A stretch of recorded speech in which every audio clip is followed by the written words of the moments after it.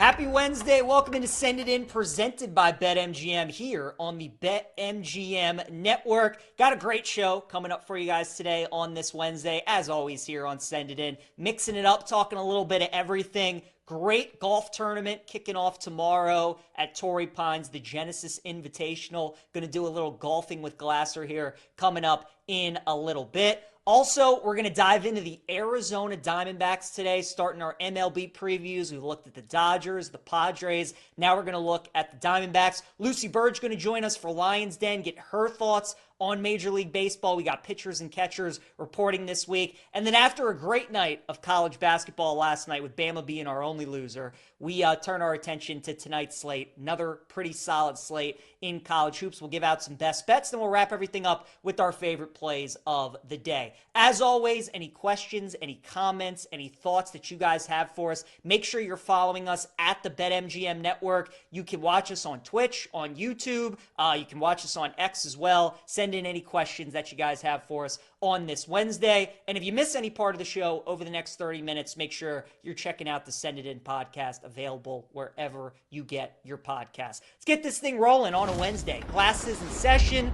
Let's do a little golfing with Glasser out at Torrey Pines. The second time in 3 weeks that the PGA Tour is out at Torrey Pines. Of course, the Genesis usually at Riviera, but because of the wildfires in LA, moving the event to Torrey Pines. It's going to be an awesome week. Got a lot of great golfers, tough golf course this week. So, Shawnee Sharp, what's our first bet that we got on the board today? Yeah, Peach. The first one here we got is a first round leader, Russell Henley at 40-1. I love this. Russell Henley is one of my go-to first-round leaders. Like him, Keegan Bradley, Brian Harmon. It feels like all those guys, especially on some of these tough courses, usually get off to a hot start. So Russell Henley's a guy that I like for all 4 rounds. I think he could be a good top 20, top 10, maybe even a win ticket piece this week at 45-1. But betting him 40-1 to hit a first-round leader, I really like that play as well. Keep in mind, Russell Henley, when they played the U.S. Open here back in 2021, he was the leader heading into the weekend. So he knows what it's like to have the lead around Torrey Pines, get off to a fast start. I think we could see that again tomorrow. So Shawnee Sharp, I like it, 40-1 on Henley first round later. How about a top 10 finish here? Scotty Scheffler and Rory McIlroy at plus 110. Yeah, I mean, this kind of feels too easy, right? You're getting the 2 best golfers in the world who should play really well this week. Again, I'm treating this week, you guys, like it's a U.S. Open. And U.S. Open courses, as we know, it's the toughest test in golf. These are the toughest courses that these guys play all year. Par 72 this week, 7,800 yards. Rory hasn't played here in like 4 years, but the times that he has played here, his course history is excellent. He's got 3 top 10 finishes. Scotty's obviously working his way back from injury, shaking the rust off a little bit at Pebble, at the Waste Management Open, but you're starting to see the flashes. And even though Scotty's still trying to get healthy, I think the fact that the course this week is so tough and he's so good that he's going to separate himself, get himself in the top 10. So I like that, Sean. Just taking the chalk. Rory Scotty top 10 at plus 110. How about Justin Thomas, the first run special over at BetMGM to shoot a 71 or lower at plus 110? I'm going to fade JT this week. You know, obviously was very popular at Pebble, at the Waste Management. We liked him at both events, especially at Pebble Beach. JT hasn't played bad, but he just hasn't been great. And, you know, these first round bets are tough. I mean, he could go out and shoot a 2 over tomorrow. He could go out and shoot a 4 under tomorrow. The fact that a guy of his caliber who, again, continuously is among like the top 4, top 5 betting favorites, and he hasn't won in like over 2 years. It's a par 72. They're just asking for him to shoot a 1 under. Feels kind of easy. I think JT is going to struggle tomorrow. I think he's going to struggle this week. So I'm fading Justin Thomas, and it starts with tomorrow, Sean. So I would fade that first round 71 or lower. All right, how about USA or the rest of the field? USA for a winner is minus 140. The rest of the field's at plus 105. Yeah, I'm gonna take the rest of the field at plus 105. I like getting the plus money. Look, you obviously got a lot of firepower at the top with the Americans. You got Scotty, you got Colin, you got JT.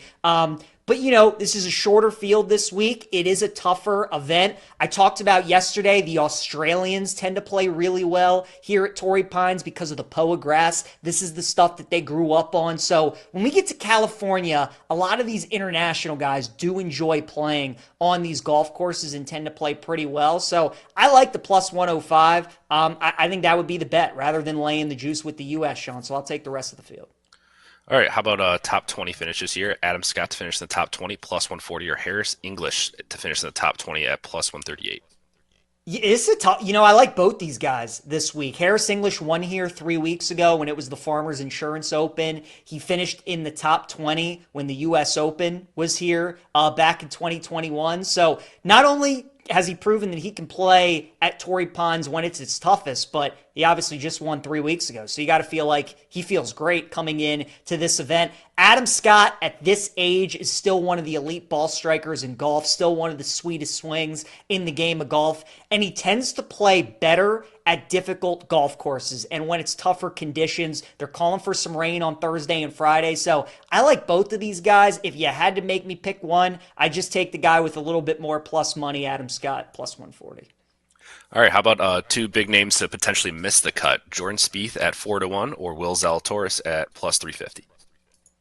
I think I'd rather go with Jordan Spieth to miss the cut. And Spieth's been playing great golf here at the beginning of the year, was in contention at the Waste Management Open in Phoenix this past week. Willie Z is still trying to find his form. We're still trying to see that consistency that we saw out of Will 2-3 years ago before he suffered that back injury. But when Willie Z's right, these are the kind of courses that he usually plays well, right? How many times did we see Will Zalatoris play well in all these majors, especially the U.S. Open, put himself in contention, put himself in those final groups? So whenever you see a big course like this, a course that's 7,800 yards, where you put a premium on driving the ball long, driving the ball straight, good iron play, and Willie Z, for as much as people want to make fun of him for his putting stroke, on these difficult courses with these fast greens, he tends to putt pretty well. So there's so much high variance with Will this week, but again, when he's right, he usually plays well on this kind of course. So I'll take Jordan Spieth plus 400 to miss the cut.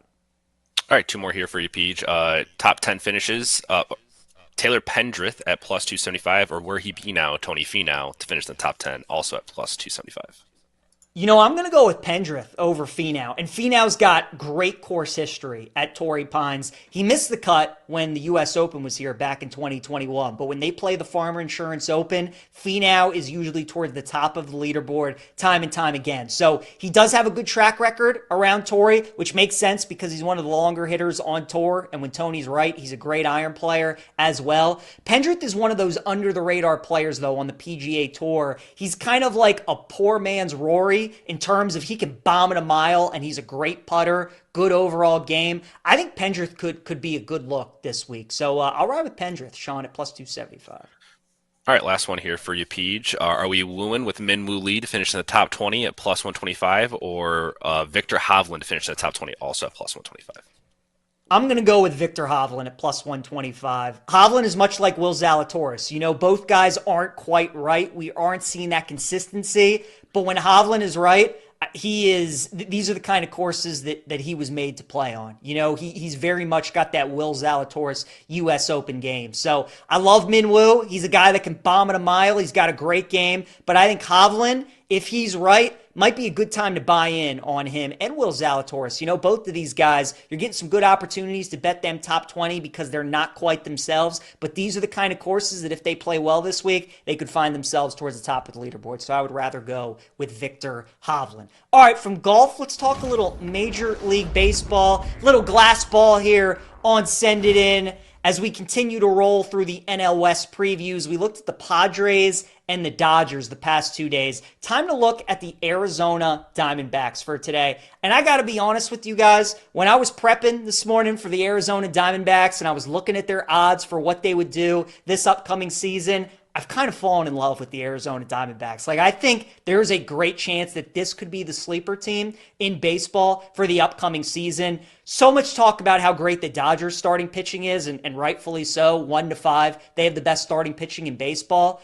But the Diamondbacks starting pitching, there's a lot to like. They got Corbin Burnes this offseason for the front of their rotation. They got Zach Gallen as their number 2 guy, Merrill Kelly, Brandon Pfaadt, who's been great for them in the postseason, and then Eddie Rodriguez, who was their big acquisition in the offseason last year. We've seen him pitch really well with Boston and Detroit in past years. So I think with Burnes and Gallen at the top of that rotation, Kelly and Pfaadt as the 3-4, and the upside of Eddie Rodriguez as your number 5 starter, I really like that rotation for Arizona. So I like the pitching. And then how about the lineup? In the offseason, they go out and get Josh Naylor from Cleveland, who's been a great player for the Guardians, so much postseason experience, good power hitter. The Diamondbacks needed a left-handed power hitter in the middle of that order, and they got one with Josh Naylor to go along with Ketel Marte, who's going to be once again an MVP conversation, Eugenio Suarez, Corbin Carroll looking for a bounce-back, more consistent year. You got Gurriel Jr., who's a good outfielder,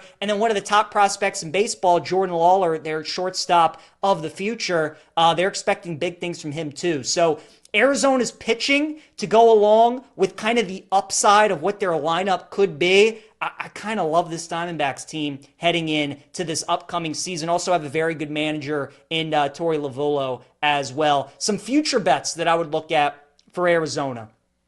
15-1 for the Snakes to win the National League. I kind of love that. I think that's a great bet. We were talking about the Padres yesterday at 12-1. It's going to be so much, obviously, the Dodgers, right? So much talk around the Dodgers. The Phillies and the Braves, probably the most likely challengers to them. You could throw the Mets in there too. But I kind of think the teams that could maybe give the Dodgers the toughest test are the teams that know them the best in their division. We saw the Padres have a 2-1 series lead on them last year in the NLDS. We saw the Diamondbacks sweep them the year before in the NLDS. So these teams have experience going up against the Dodgers in the playoffs. Maybe not this version of LA, but again, the familiarity there, kind of that no fear attitude. I would like the NL West teams against the Dodgers in the playoffs more so than I would like those NL East teams. So Diamondbacks, if you're looking for maybe a little bit of a sleeper team, 15-1 NL, 30-1 World Series, I think could be worth a sprinkle as well. Corbin Burnes is 15-1 to win NL Cy Young,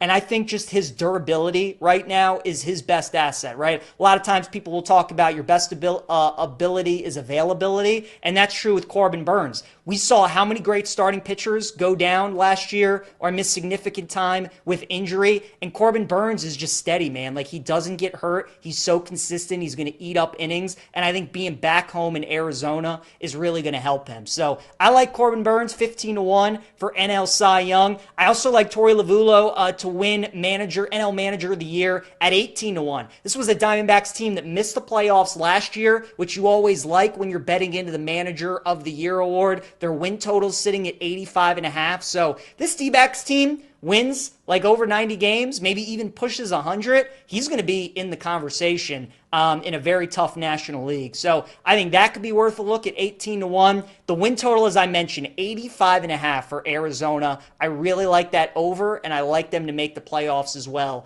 at -115. Arizona made some sneaky moves during the offseason. Corbin Burnes, I think a lot of people forget he's on the Diamondbacks. The Josh Naylor move kind of flew under the radar too. But Arizona was in the World Series 2 years ago. They got a lot of players that have veteran experience, especially in the postseason. So going to be a lot of talk about the Dodgers, a lot of talk about the Padres this year in the NL West, but don't sleep on the Arizona Diamondbacks. Really like them heading in to the upcoming season. All right, let's go to the Lions Den now. Check in with our friend Lucy Burdge joining us here on Send It In. Make sure you guys follow her on X at Lucille Burdge, and make sure you check out her work. She is a BetMGM Network writer and host for us here on BetMGM Network. Lucy, always great seeing you. What are the best bets that you have for us today? Yes, hello, PJ. I have two NBA bets for tonight. Hawks +7.5 against the Knicks. The Hawks have covered in their last 6 games, and the Knicks have not covered in their last 3. And this is the second night of a back-to-back for the Knicks. The Hawks have had they had last night off, so they have had some rest. So I think the Hawks can cover this +7.5, and then the Lakers -8.5 against the Jazz. The Lakers have covered their last 6 spreads, and even though Luka and LeBron questionable, probable questions about whether or not not they will play. Either way, the Jazz have failed to cover in their last 3, and they are 11-12 against the spread at home and on the road. The Lakers have covered in their last 3 games. So I like the Lakers minus 8.5 against the Jazz as well. All right, love it. Couple of NBA bets there from Lucy. But Lucy, everybody knows your bread and butter is baseball. And we got pitchers and catchers reporting this week. It's awesome to have it back. Let's talk about the Dodgers, right? They're the reigning World Series champions. They're the overwhelming favorites to win it all. Lucy, just point blank, is anybody beating the Dodgers this season? Yeah, PJ, I would like to think yes, but it's really difficult to think that there is a team that will beat the Dodgers. But sure, why not? Like, anything could happen in a season. So could it possibly be, of course, this pains me as well, a Yankees-Dodgers World Series rematch, because the Yankees added Max Fried. Huge for them. They lost Juan Soto, but they have some additions to their rotation, like Max Fried. Their rotation, now a powerhouse. They also have Cody Bellinger. They're in pretty good shape to possibly get revenge on the Dodgers. However, of course, I would say the Red Sox, their odds plus 2,500 to win the World Series, which is not super crazy. It's not like last year, it was like plus 6,500 or something like that. They have a new Netflix documentary coming out about how bad they were last year. That preview was, it wasn't something that I was like, wow, I want to watch this. It was like something that I was like, oh, this team was really bad. Tristan Cass is yelling at himself. It's a bad look. They want to look better this season. So, we'll see how they shape out. But right now, I would say the Yankees probably have the best chance to beat the Dodgers. All right. Yeah. Just had to rant. Sorry. No, it's all good, Lucy. I tend to agree with you, but this is why we play the games, right? This is the beauty of baseball, because the Dodgers have had a great team for how many years? And the Yankees finally made it back to the World Series for the first time since 2009. So this is why we play the games, Lucy. And look, the Dodgers, as we know, they could get beat by somebody in the National League. Who do you think that team could be in the NL that could beat the Dodgers? Yes. So, PJ, there are 2 teams that I see that could possibly take down the Dodgers. One being the Mets. So it's going to be tough, of course, but the Mets, I think, have a shot. They were competitive last year. They went on a bit of a run. They had some good luck charms. It was a little fun, some whimsy, but also they were a competitive team. So now with Juan Soto, keeping Pete Alonso, huge for them. So they could be a force this year, the Mets. Then the Padres, who have the same World Series odds as the Red Sox, but they were able to get to the Dodgers a little bit last season, and they were able to shake them up a little bit. So I don't think it's that crazy to think the Padres could be a little bit more of a sleeper here to take down the Dodgers in a tight spot for them to challenge the Dodgers. So I think the Mets and Padres would be the 2 teams I would look at to challenge the Dodgers this season. Lucy, what do you make of the Diamondbacks? I was just previewing them for the upcoming season, and I kind of really like this team. Like doing research on them and looking at some of the acquisitions that they made in the offseason. We know this team was in the World Series 2 years ago. Do you think they could be a team to potentially watch out for? They certainly could, especially with their acquisitions this offseason, Corbin Burnes. So I think that the Diamondbacks could also be a team that, the more you think about it, there are teams that could beat the Dodgers, on paper. And then the season starts and you're like, oh boy, maybe the Dodgers are the team that's going to win it again, because they are very good. But the Diamondbacks certainly have a shot, I think. All right. And then let's talk Alex Bregman. He's really the last big free agent that hasn't signed at this point. I know there's like the Cubs are in the mix, the Blue Jays, the Astros now want to get involved. Yes. Where do you think Alex Bregman ends up? So this is really annoying, PJ, because the Red Sox are in the mix here, and the terms that are used in the reporting, they'll likely sign somewhere soon. Likely, maybe, possibly soon. What does soon mean? Who knows? Because knowing how the Red Sox operate, it probably won't be them. And when there are reports that go on and on and on, and he doesn't pick a team, it's probably not going to be them, because they're not going to offer him what he wants, which is 6 to 7 years. And this makes me think, will it end up just being the Blue Jays? Because the Blue Jays have offered him reportedly that contract that he wants, but is he using the Blue Jays, the perennial team that is used in debate and negotiations? So does Alex Bregman just use the Blue Jays, and it ends up being the Cubs that offer him the contract he wants? So of the 3 teams reported now, Tigers, Cubs, Red Sox, I hope it's the Red Sox. It makes sense. He has a relationship with Alex Cora, and he likes him, and Alex Cora wants him. You get the sense that he wants him. But I feel like of these 3 teams, it might just end up being the Cubs or the Blue Jays, potentially. Yeah, wouldn't it be something if Kyle Tucker and Alex Bregman are teammates again on the Cubs? Certainly Oh boy, could Cubs. happen. That they could be a team to challenge the Dodgers. They could. They certainly could. NL's going to be fun this year. I can't wait. We're going to talk a lot of Major League Baseball with Lucy Burdge coming up over the next month, 2 months, 4 months as we look ahead to the MLB season. Lucy Burdge, make sure you guys follow her on X at Lucille Burdge, BetMGM network writer and host. Lucy, always great having you on. Talk to you soon. Thank you, PJ. I'll talk to you soon.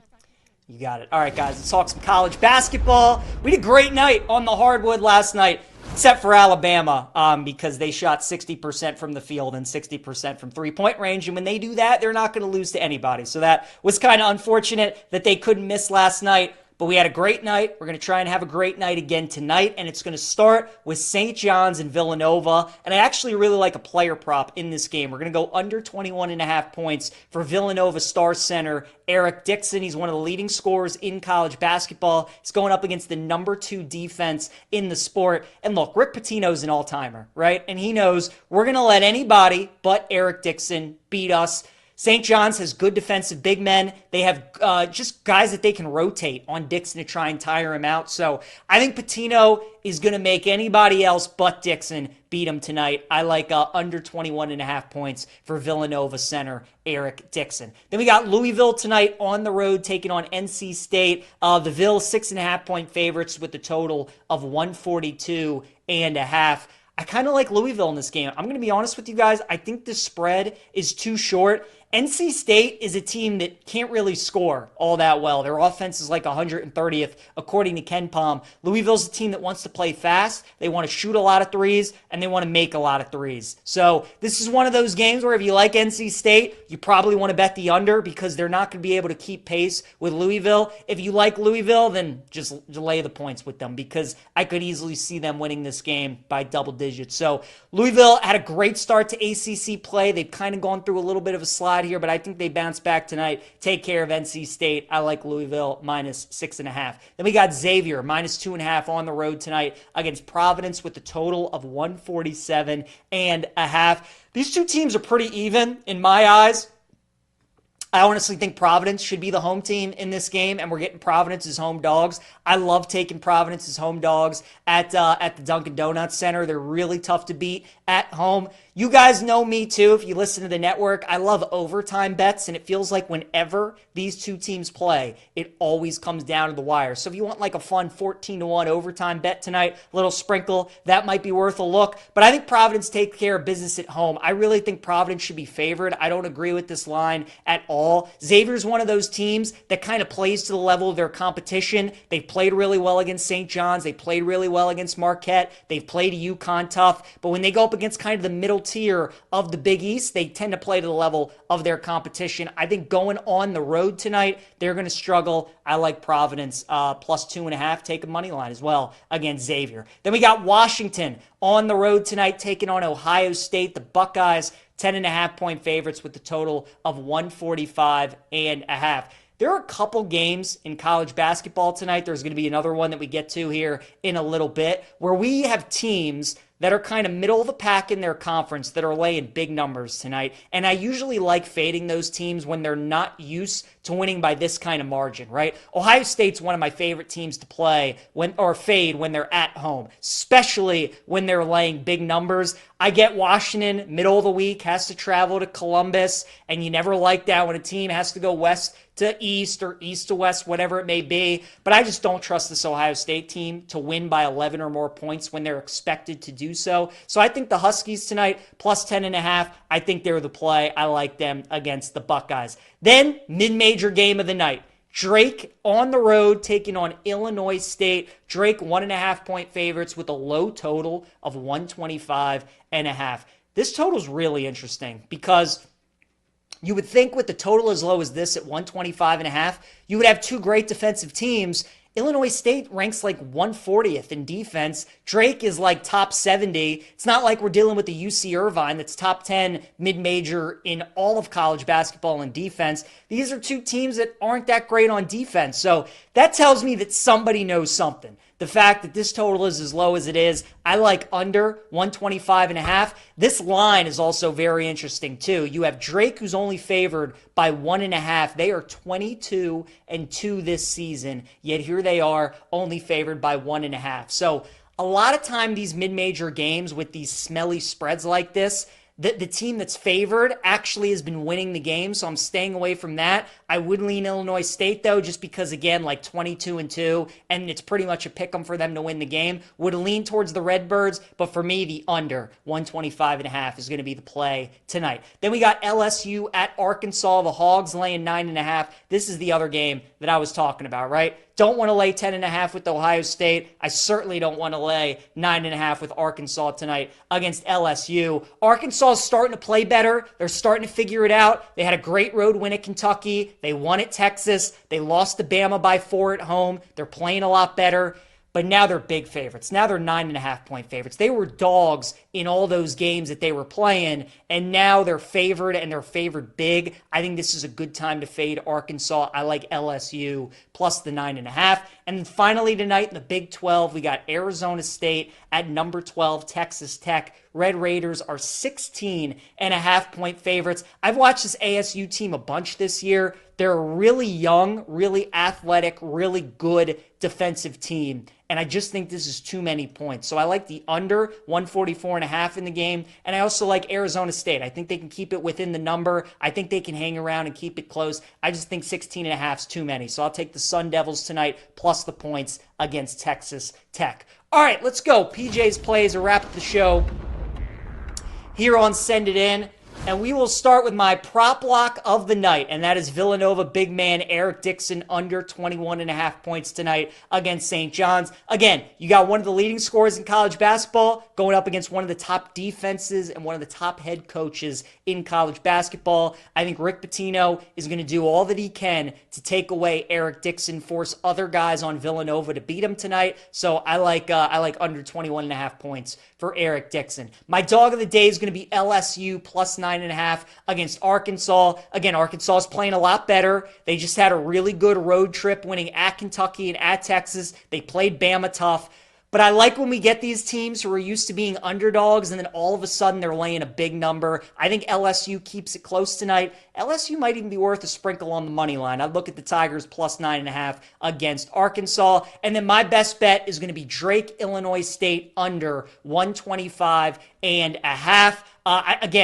This total to me feels like it's way too low. Way too low to the point where somebody knows something. It kind of reminds me last night of Tennessee and Kentucky, where that total was 147.5. Usually every Kentucky game, the total is in the high 150s or low 160s. That game was 147. It easily went under. I think we get an under tonight in Drake and Illinois State. So I'll go under 125.5. All right, now our full card for the Genesis Invitational this week. A reminder, this event is usually at Riviera in Los Angeles, but because of the wildfires, it's at Torrey Pines this week. They played at Torrey Pines 3 weeks ago for the Farmers Insurance, but it's going to be a much different course this week. It's going to act like the U.S. Open, like back in 2021. You're also going to have rain. You're going to have some tough conditions. So we're looking at Rory McIlroy at plus 700. Rory's on fire. He just won at Pebble Beach a couple years ago. He's got great course history at Torrey Pines, and I think this course is tailor-made for Rory's game. So I like him at plus 700, and I also like Russell Henley at 45-1. He was the leader here going into the weekend back in 2021 at the U.S. Open. Russell Henley's a guy that's made to play U.S. Open golf. He hits fairways, he hits greens, and he's got a great short game. So Rory, Russell Henley, the two guys that I like outright this week. The top 10s that I like are Taylor Pendrith and also Russell Henley. And then my top 20s, give me Harris English, who won here 3 weeks ago, and Adam Scott, who always plays well when the courses are difficult. So that's our full card for this week at the Genesis Invitational.